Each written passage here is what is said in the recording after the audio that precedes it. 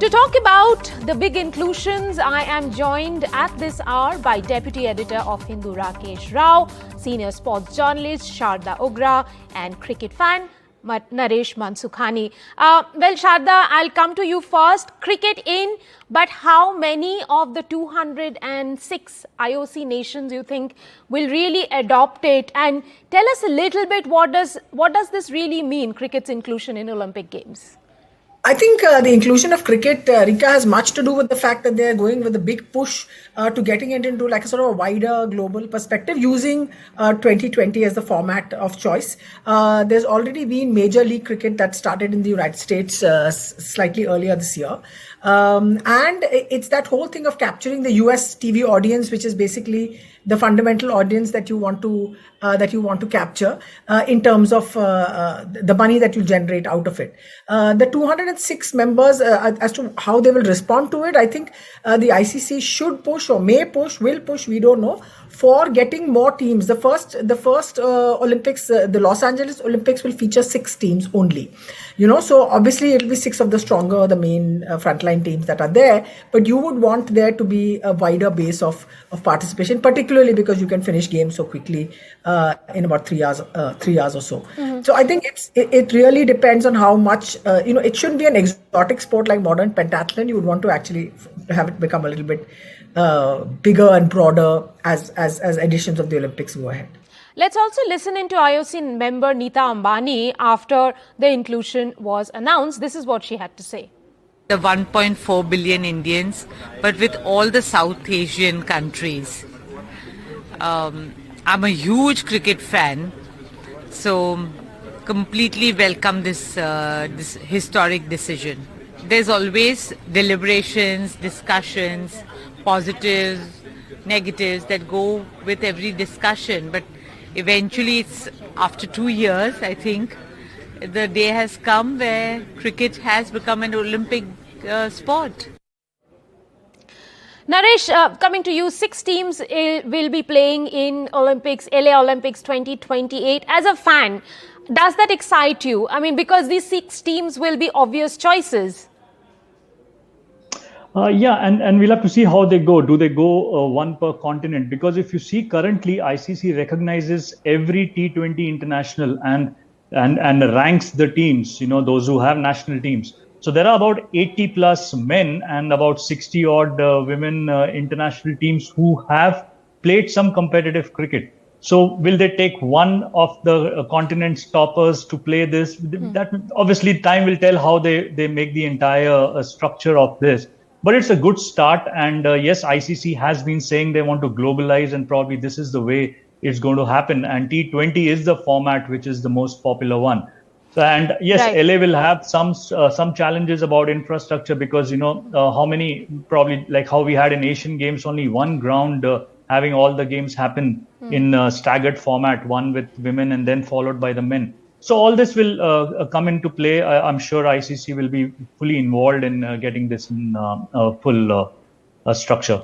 Rakesh, when we talk about Olympics, obviously the 3 words that come to our mind are stronger, faster, higher. By including cricket, is ICC sticking to its, motto of Olympics being stronger, faster, higher? Well, not exactly. Cricket is one of the laziest sport that you'll ever see because not more than 2 guys or 3 guys are moving their limbs. But at the same time, yes, this particular thing has been done on popular demand. Obviously, with like Neeta Ambani there and the kind of clout that the Indians enjoy in the ICC, and obviously you just see it as an outside chance of adding one more to your that meager tally of yours. But yes, it's fine. And just 6 teams, so it doesn't say too much about globalizing the sport as yet. But yes, I think going forward we can see a lot more teams being added. But then at the same time, this is one thing that the IOC has been saying, that we don't want to add more events to it. They've added 5 already. And they also remove a few from, game to game. But at the same time, what I see is that, Sharda rightly said, that I think the big push has come from the fact that the game has been introduced in the US, and that's the market they are actually targeting. And of course, you'll have new names being added to the list of followers, and of course the people from India, Pakistan generally. The Australians are already there, the Englishmen are already there. But I think basically just to attract that crowd, that okay, we are bringing the game to you in the US. So I think all these things are there. Obviously, I mean, commercial aspect is the main one that has been the driving force. But yes, nobody is complaining as far as the subcontinent is concerned. Sharda, we saw a quote from Niccolò Campriani, who's the director of LA 2028, also an Olympic medalist. He talks about how big stars have, added the prevalent of big stars like Virat Kohli, and he specifically names his friend Virat Kohli, who's got more followers than perhaps LeBron James, has added to this decision of getting cricket in. But do you think that big stars are going to turn up, given that we really don't see turning up in the multidisciplinary events? We saw an Indian team, even like the third string Indian team, go and win a gold medal at the Asian Games. I want to see if anyone at the BCCI says, no, we are not sending our first team to the Olympic Games. That'll be a very interesting conversation, because you say you want to host the Olympics in 2036, and you're not going to be sending your absolutely top flight team.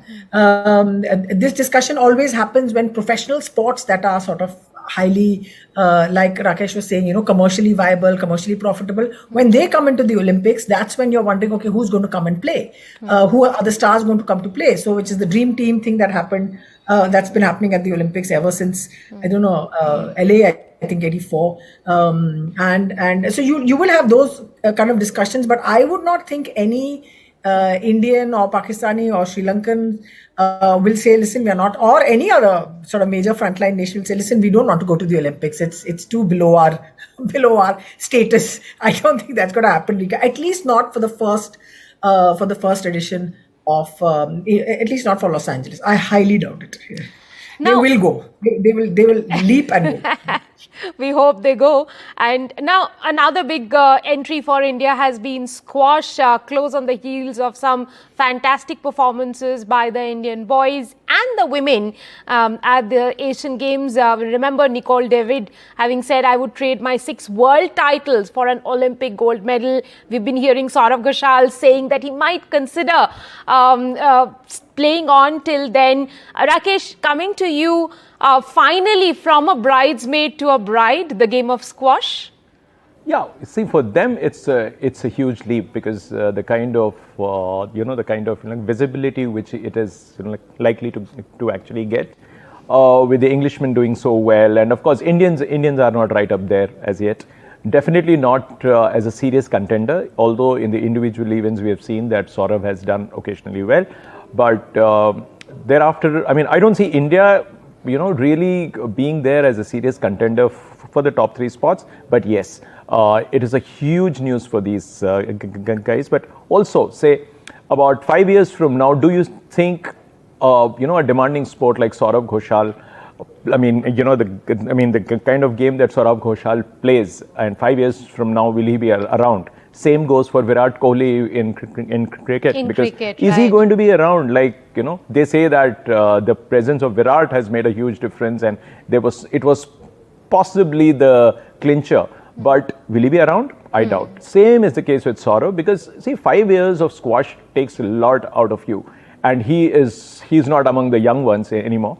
But yes, I just wish and pray that we have a solid presence there, but I doubt seriously. Sharda, let's hear from you. Do you think Indian team could be a contender at the LA Games? No, I don't think so, because there's a very small number of our players that are playing on the professional circuit. Saurav has been around for a while.